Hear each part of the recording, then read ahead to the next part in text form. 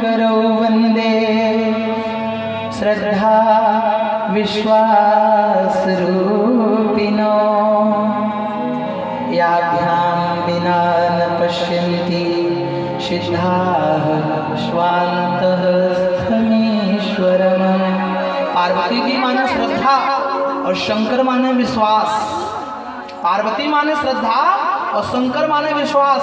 जब जीवन में श्रद्धा आती है तो विश्वास बढ़ता है, और जब विश्वास बढ़ता है तो जीवन में परमात्मा की कृपा होती है, क्योंकि श्रद्धावान लभते ज्ञानम।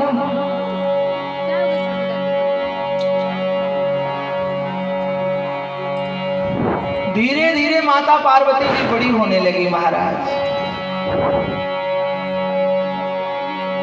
एक दिन नारद जी को यह समाचार मिला। नारद समाचार सब पाए, नारद समाचार सब पाए, कौतुक सिधाए, कौतुक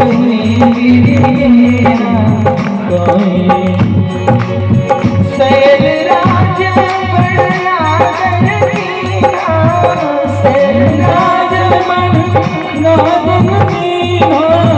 पद पखारे पर आसन दीना, पद पखारे पर आसन दीना, नारी सहित मुनि पद सिरुनावा, नारी सहित मुनि पद सिरुनावा, चरण सलिल निज भवन सिधावा, चरण सलिल निज भवन सिधावा, नारी सहित मुनि पद सिरुनावा, नारी सहित मुनि पद सिरुनावा, चरण सलिल निज भवन सिजावा, चरण सलिल निज भवन सिजावा।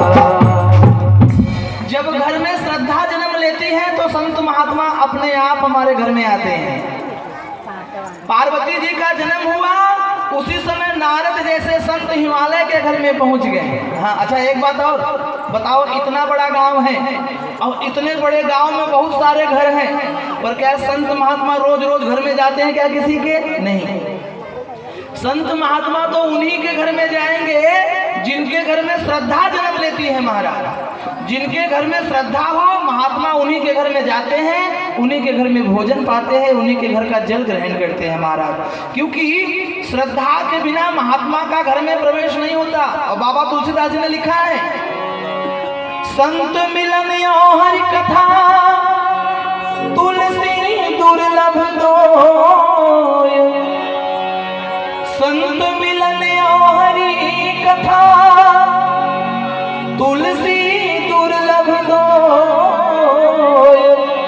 धन पुत्र सुत दारा, पापियों के घर हो। पत्नी तो पापी को भी मिल जाती है, धन तो पापी को भी मिल जाती है, बेटा बेटी तो पापी के भी घर में है, लेकिन संत महात्माओं का प्रवेश हर घर में नहीं होता।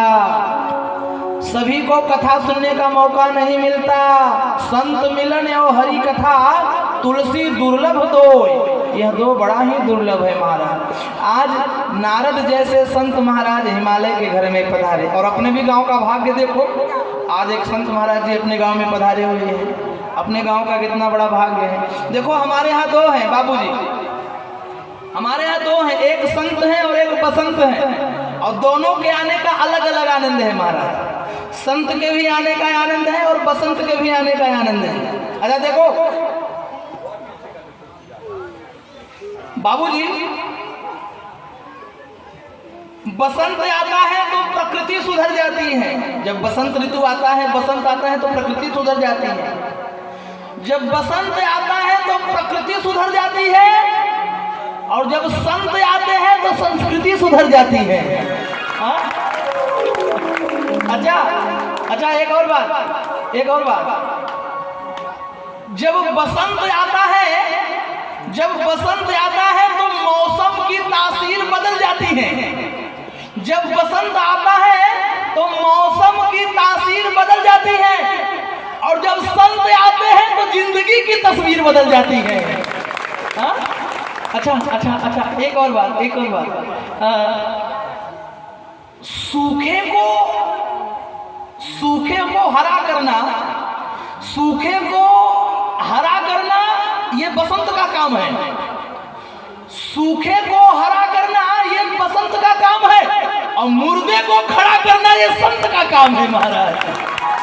हमारे लिए दोनों जरूरी हैं, संत भी जरूरी है और बसंत भी जरूरी है। अच्छा, एक और बात, एक और बात, एक और बात, एक और बात। बसंत आता है तो प्रकृति मुस्कुराती है। बसंत आता है तो प्रकृति मुस्कुराती है। पुराने पत्ते टूट जाते हैं, नए नए पत्ते लगते हैं, नए नए फूल लगते हैं। जब बसंत आता है तो प्रकृति मुस्कुराती है, और संत आते हैं तो संस्कृति मुस्कुराती है महाराज। अपने यहाँ दोनों की जरूरत है। अच्छा, एक और बात, एक और बात, एक और बात। अपने यहाँ जब कोई आदमी मर जाता है बाबूजी, अपने यहाँ जब कोई आदमी मर जाता है तो कहते हैं कि आज फला आदमी शांत हो गया। अपने यहाँ जब कोई मर जाता है तो कहते हैं कि आज फला आदमी शांत हो गया। मैं पूछना चाहता हूँ उस फला आदमी से कि क्या उसने कसम खा रखी थी कि मरने के बाद ही शांत होगा? जिंदा रहते रहते शांत नहीं हो सकता। और भैया, हमारे शास्त्रों में बताया गया है कि जिंदा रहते रहते जो आदमी शांत है वही संसार का संत है महाराज। और नारद जी को जब खबर मिली तो नारद जी महाराज हिमालय के घर पहुंचे। नारद समाचार जब पाए कौतुक सिधाए। नारद समाचार जब पाए कौतुक शैलराज पर आदर कीन्हा, पद पखारे पर आसन दीन्हा। शैलराज पर आदर कीन्हा, पद पखारे पर आसन दीन्हा। और क्या किया?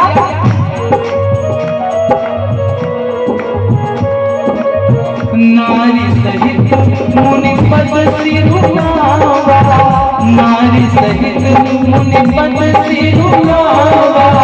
चरण सलिल निज भवन सिंचावा, चरण सलिल निज भवन सिंचावा। नारी सहित मुनि पद सिरुनावा, शरण सलिल निज भवन सिंचावा। नारद समाचार जग पाए तो कहीं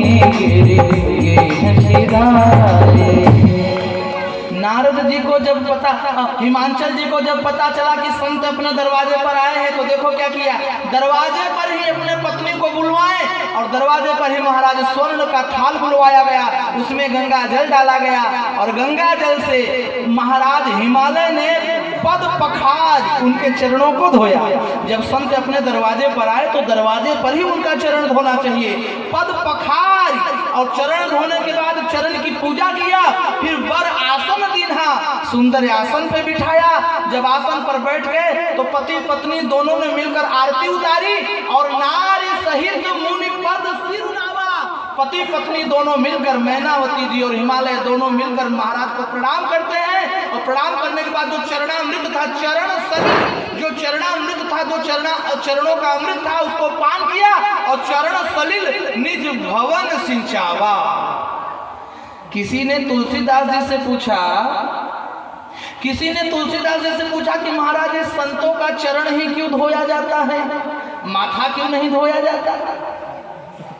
माथा धोना चाहिए, साबुन वाबुन लगा के, चंदन वंदन लगाना चाहिए माथे को, फूल उल माथे पे टिकाना चाहिए। ये माथे पर ना या मुंह की पूजा करनी चाहिए, क्योंकि मंत्र उच्चारण यहाँ से हो रहा है, यहाँ फूल उल टिका दो, अगरबत्ती अगरबत्ती यहाँ टिका दो, यहाँ धो धा के बढ़िया अच्छे से, बदबू यहाँ से आता है, मुंह से बदबू आती, इसको धो धा के बढ़िया यहाँ पूजा पाठ यहाँ करो। लेकिन यहाँ की नहीं, चरण की पूजा, चरण क्यों भैया क्यों, चरण में ऐसा क्या रखा है? हाँ, ध्यान से सुनो। पूजा हमेशा चरण की इसलिए होती है क्योंकि चरण जो होता है वो शुद्ध होता है, चरण में धर्म का वास होता है, चरण में धर्म का वास होता है। और दूसरी बात, संत महात्मा एक जगह टिकते नहीं हैं। संतों का चरण आज अगर नर्मदा के किनारे हैं तो कल अमरकंटक, कल मथुरा तो परसों हरिद्वार, केदारनाथ, काशी, गंगोत्री, यमुनोत्री, प्रयागराज, नासिक, क्षिप्रा। संतों के चरण हमेशा तीर्थों का भ्रमण करते रहते हैं और हम गृहस्थी अपना घर मकान छोड़कर हमें और कहीं जाने को फुर्सत नहीं मिलता महाराज, एक जगह हम टिके रहते हैं। और अगर कदाचित संत महात्मा अपने दरवाजे पर आ जावे तो पुराणों का ऐसा मानना है, शास्त्र का ऐसा मानना है कि संतों के चरण कई तीर्थों में भ्रमण किए हुए हैं। इसीलिए और गंगा मैया भगवान के चरणों से निकली है, गंगा मैया भगवान श्री हरि विष्णु के चरणों से निकली है। और नारायण कहते हैं कि मोते संत अधिक कर लेखा, अगर हमारे चरण से गंगा निकली है तो संत हमसे ज्यादा है, उनके चरणों से तो भैया गंगा सागर निकल सकती है। इसलिए ऐसा मानना है कि उनके चरणों को धोने के बाद जो चरणों का रज अमृत निकलता है वो कई तीर्थों का जल हमें प्रदान होता है। इसीलिए संतों का चरण धोकर पान करने की परंपरा है। मोते संत अधिक कर लेखा, स्वयं से बढ़कर संतों को दर्जा दिया है भगवान ने। नवधा भक्ति में भगवान ने बताया है सबरी को कि मेरी भक्ति 9 प्रकार की है। और पहली भक्ति, प्रथम भगति संतन कर संगा, मेरी पहली भक्ति संतों का संग करना ही है। और दूसरी भक्ति, दूसरी रति मम कथा प्रसंगा।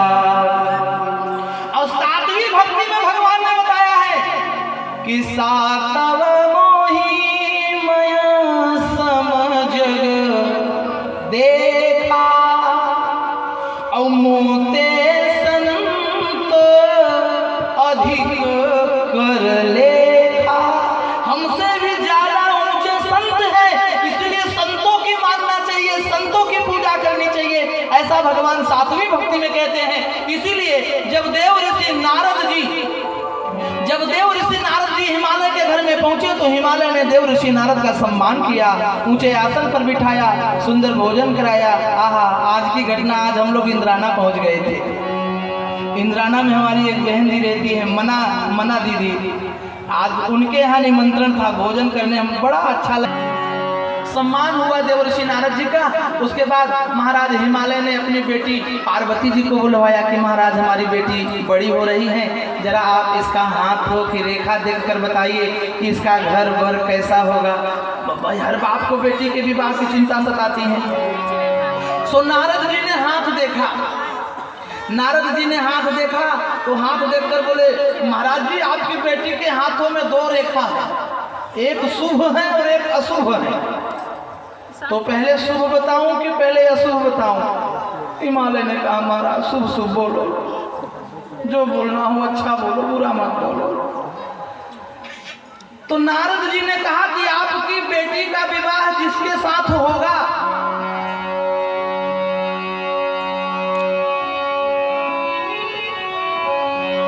कि सदा अचल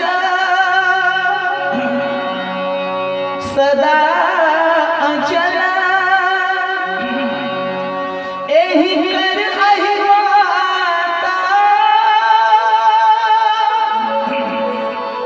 औ एहि ते यश पे हम पीतु माता, कि सदा अचल। आपकी बेटी का विवाह जिस आदमी से होगा वो अचल होगा, अखंड होगा, खंडित नहीं होगा, यानी अजन्मा होगा, वो अमर होगा, अजर होगा। जिसके साथ आपकी बेटी का विवाह होगा वो अजन्मा होगा और आपकी बेटी सदा सौभाग्यवती रहेगी। यह सुनकर हिमालय बड़े खुश हो गए, बोले वाह महाराज वाह, कितनी अच्छी मेरी बेटी की रेखा है। नारद जी बोले और एहिते यश पे है पितु माता। आपकी बेटी के ही कारण आप लोगों का नाम होगा संसार में, आप लोगों का नाम ऊंचा होगा। जब जब आपकी बेटी की कथा होगी, जब जब आपकी बेटी की चर्चा होगी, तब तब हिमालय और मैनावती का नाम लोग बड़े आदर के साथ लेंगे। एहिते यश पय पितु माता। हिमालय ने कहा महाराज हम तो यही चाहते थे। एक बेटा था उसका नाम है मैनाक, सो वो दरिद्र पता नहीं कहाँ जाके छिपा पड़ा है, उसका कोई खबर ही नहीं है।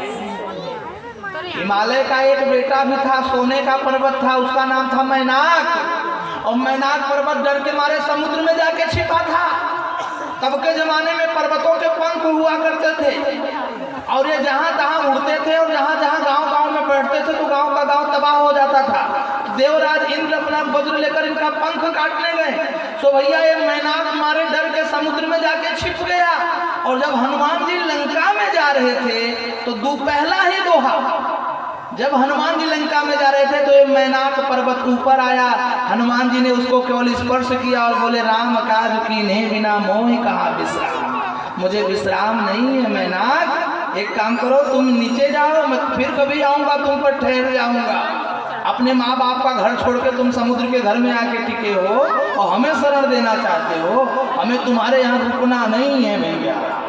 सो ये मैनाक हिमालय बोला कि हिमालय बोले महाराज एक बेटा है, पता नहीं कहाँ जाके छिपा हुआ है, अच्छा भला हुआ हमारी बेटी के कारण हमारा नाम होगा। अच्छा नारद जी ने कहा महाराज ये तो शुभ रेखा, लेकिन अब एक अशुभ रेखा भी है, उसको भी सुन लो। हिमालय ने कहा महाराज सुनाओ। सो नारद जी बोले जिसके साथ आपकी बेटी का विवाह होगा वो होगा कैसा? बोले कैसा होगा भैया? बोले अगुण, कोई गुण नहीं होगा उसके अंदर, अमान, मान सम्मान की भी कोनो चिंता नहीं। अन्य देवता तो दूध दही खीर मेवा पकवान पाते हैं और वे एक ऐसे देवता हैं कि जो जानवर तक नहीं खाते। ऐसे भांग धतूरे को भी चढ़ा दो, घास फूस को चढ़ा दो तो भी खुश हो जाते हैं। अरे अगुण अमान तू पितुहीना, माता भी नहीं बाप भी नहीं।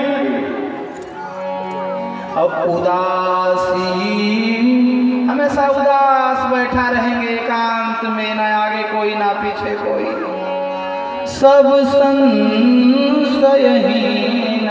मानो संसार की सारी समस्या उन्हीं के सिर पे बैठी हो, एकदम उदास मुंह लटकाए बैठे। माँ सुन रही थी और तब तक नारद जी ने कहा मैया और सुनो, दुल्हा होगा कैसा? बोले कैसा? नारद जी बोले जोगी।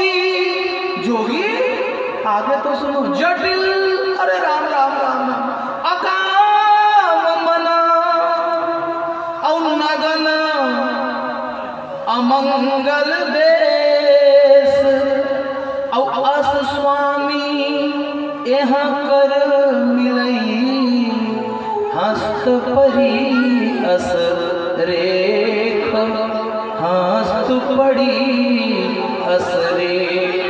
ऐसा रेखा बता रही है कि जिसके साथ इनका विवाह होगा वो जोगी होगा, बड़ा कठिन होगा, मन में कोई काम नहीं, वासना रहित होगा, माँ बाप तक का पता नहीं। मैनावती ने कहा महाराज जी बस करो, बहुत हो गया, मत बताओ। जिस घर में सास ना हो मैं मेरी बेटी को बिना सास के नहीं दूंगी।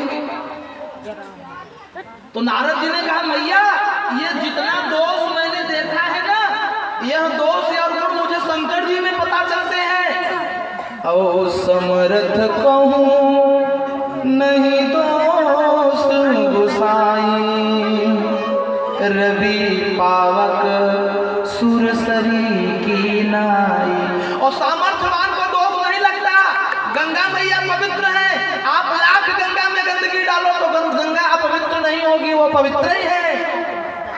अग्नि पवित्र है, पावक अग्नि पवित्र है, आप लाख अग्नि में गंदगी जला दो तो भी वो पवित्र है। सूर्य इतनी ऊंचाई पर है, तुम लाख उन्हें गाली दो, लाख बुरा भला बोलो तो भी उनका कुछ बिगड़ने वाला। तुम सूर्य के ऊपर लाख कीचड़ फेंको तो वो कीचड़ अपने ऊपर आएगा, उन तक पहुंचने वाला। इसलिए समर्थ कहो नहीं दोष गोसाई, रवि पावक सुरसर की नाई। आपकी बेटी का विवाह शंकर जी के साथ होगा। अब हिमालय तो बड़े प्रसन्न हो गए कि हमारी बिटिया त्रिदेव के साथ ब्याही जाएगी, लेकिन मैनावती माँ है ना। मैनावती ने कहा महाराज एक काम करो, लगे तो 2-4 लाख रुपया मैं खर्चा करने को तैयार हूँ, मेरे पास रुपए पैसे की कोई कमी नहीं है। बड़े से बड़े पंडित जी को बुलवाओ, वो जो दक्षिणा देंगे हम 21 लाख रुपया दक्षिणा देने को तैयार है, लेकिन हमारी बेटी का ये भाग्य बदलवा दो, हमारी बिटिया का रेखा बदलवा दो, हमारी बिटिया का विवाह भोले बाबा से नहीं होना चाहिए, विष्णु जी से करवा दो, इंद्र जी से करवा दो, पर भोले बाबा से मत करवाओ महाराज। ये रेखा बदलवा दो, आप तो पंडित जी हो, आप तो 11 रुपया दक्षिणा लेके कर्म बदल देते हो, भाग्य बदल देते हो, पूजा पाठ करवा के लोगों को बिगड़ी बदलवा देते हो, हमारी बिटिया का भी भाग्य बदलवा दो। अब आजकल के पंडित जी होते तो कहते थे लाओ लाओ लाओ, हम हनुमान जी के यहाँ दीपक जलाएंगे, वो भाग्य बदलवा देंगे। लेकिन नारद जी अगर आजकल के होते तो कहते ये 21 नहीं 51 लाख लाओ, तुम तो जितना लाओ सब हजम होगा यहाँ। पर नारद जी ने कहा कि देखो भैया, भाग्य तो बदल जाएगा, पूजा करने से भाग्य बदल जाएगा, लेकिन मेरे पूजा करने से भाग्य नहीं बदलेगा। बोले फिर?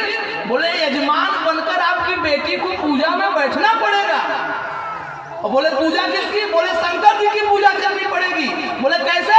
नारद जी ने कहा अरे भाग्य बेटी सकहीं त्रिपुरारी, क्योंकि भाग्य मिटाने वाले भोले बाबा है। अरे भाग्य बेटी सकहीं त्रिपुरारी। तो मैनावती ने बोली कैसे? नारद जी ने कहा कि जो तप करे कुमारी तुम्हारी, अगर तुम्हारी बेटी भोले बाबा की तप करे, पूजा करे, तो भोले बाबा ये भाभी मिटाकर विष्णु जी से विवाह करवा देंगे। पर मैनावती जी बोली हाँ महाराज, मैं यही चाहती हूँ बेटी, एक काम कर, तो तुरंत तैयार हो जा, जाके तप कर भगवान श्री भोले बाबा का, और जब वो प्रसन्न हो जाए तो उनसे कह दे कि मेरा विवाह नारायण से करवाओ, नारायण से। पार्वती जी तो मन ही मन भोले बाबा को चाहती थी। सो नारद जी ने कहा बेटी रुको रुको, भगवान ऐसे नहीं मिलते हैं। पार्वती जी बोली फिर? नारद जी बोले गुरु का रूप बनाना पड़ता है, पहले गुरु करना पड़ता है, बाद में भगवान मिलते हैं, तुम किसी को गुरु बना लो। अब पार्वती जी बोली आपसे बढ़िया गुरु कौन मिलेगा, आप ही हमें गुरु मंत्र दे दो। सो भैया नारद जी पार्वती जी के गुरु बन गए, और पार्वती जी के कान में कह दिया ओम नमः शिवाय, जो रोगी को भावे वही वैद्य बतावे। पार्वती जी तो बड़ी खुश हो गई कि मैं तो भोले बाबा को चाहती हूँ।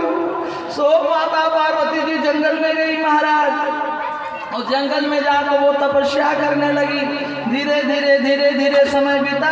इधर हमारे भोले बाबा जी पार्वती जी के ना रहने पर, सती माता के ना रहने पर एकांत में शमशान में बैठे रहते थे।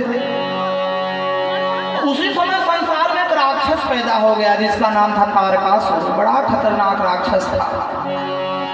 उस राक्षस ने ऋषि मुनि साधु संत जोगी जति सन्यासी सबको दंडित किया महाराज। और जब इंद्र आदि देवता मारने जाते थे, विष्णु आदि देवता मारने जाते थे, तो वो मरता नहीं था, क्योंकि उसने वरदान मांगा था ब्रह्मा जी से कि मुझे शंकर जी का बेटा मारे। और शंकर जी की पत्नी है ही नहीं है, तो बेटा कहाँ से?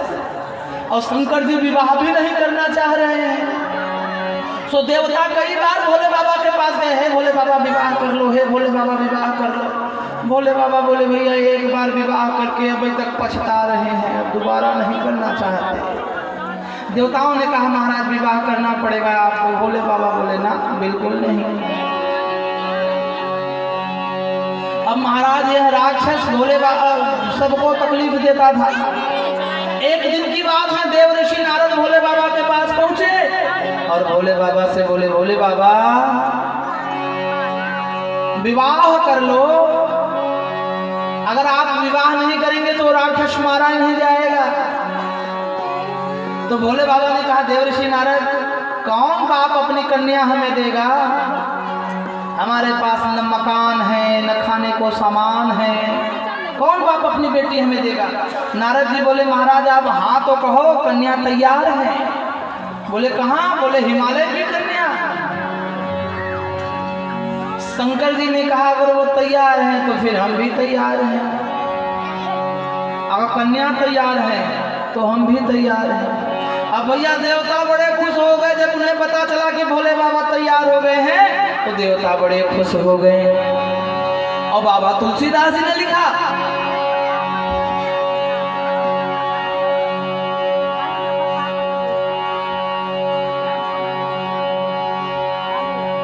बाबा तुलसीदास जी ने लिखा कि हो ही सगुना, जब भोले बाबा ने विवाह की हामी भरी तो हो ही सगुना मंगल सुबह और करही अपछरा गान, करही अपछरा गान।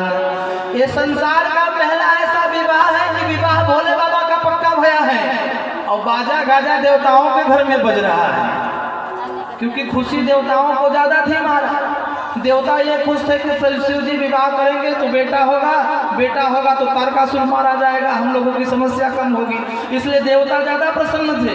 और भोले बाबा चुपचाप अपने यहाँ बैठे थे। एक दिन की बात है, फिर देवऋषि नारद भोले बाबा के पास आए। देवऋषि नारद ने कहा महाराज कन्या तैयार है, आप देर क्यों कर रहे हो? भोले बाबा बोले भैया हमें विवाह नहीं करना है, हमें विवाह नहीं करना है। नारद जी ने कहा महाराज कुछ चीजों के बिना कुछ चीजें अधूरी होती हैं, इसलिए विवाह तो करना ही पड़ेगा। शंकर जी ने कहा क्या क्या? तो नारद जी बोले नदी घाट बिन और गाँव हाट बिन और चक्की पाट बिना, नदी घाट बिन और गाँव हाट बिन, गाँव में कोई दुकान ना हो तो लोग शहर भागते हैं, नदी पे घाट ना हो तो लोग उतरेंगे कैसे नहाने के लिए? अरे नदी घाट बिन और गाँव हाट बिन और चक्की पाट बिना अधूरा है। और जीवन पढ़ाई के बिना और आज दवाई के बिना, सोना भया मर्द का जीवन एक लुगाई के बिना, सोना भया मर्द का जीवन एक लुगाई के बिना, बहन भाई के बिना, बहन भाई के बिना और घर सफाई के बिना, नीक न लागे घर दुआर बाप माई के बिना, नीक न लागे घर दुआर बाप माई के बिना। और घर की वाड़ बिन, घर की वाड़ बिन और देह प्राण बिन और धन ही बाड़ बिना। घर बहुत बड़ा हो और किवाड़ ना लगा हो तो घर की शोभा नहीं रहती। देह हो प्राण ना हो तो देह किस काम का? घर की वाड़ बिन देह प्राण बिन और धन ही बाड़ बिना, और खेत रोपाई के बिना, खेत रोपाई के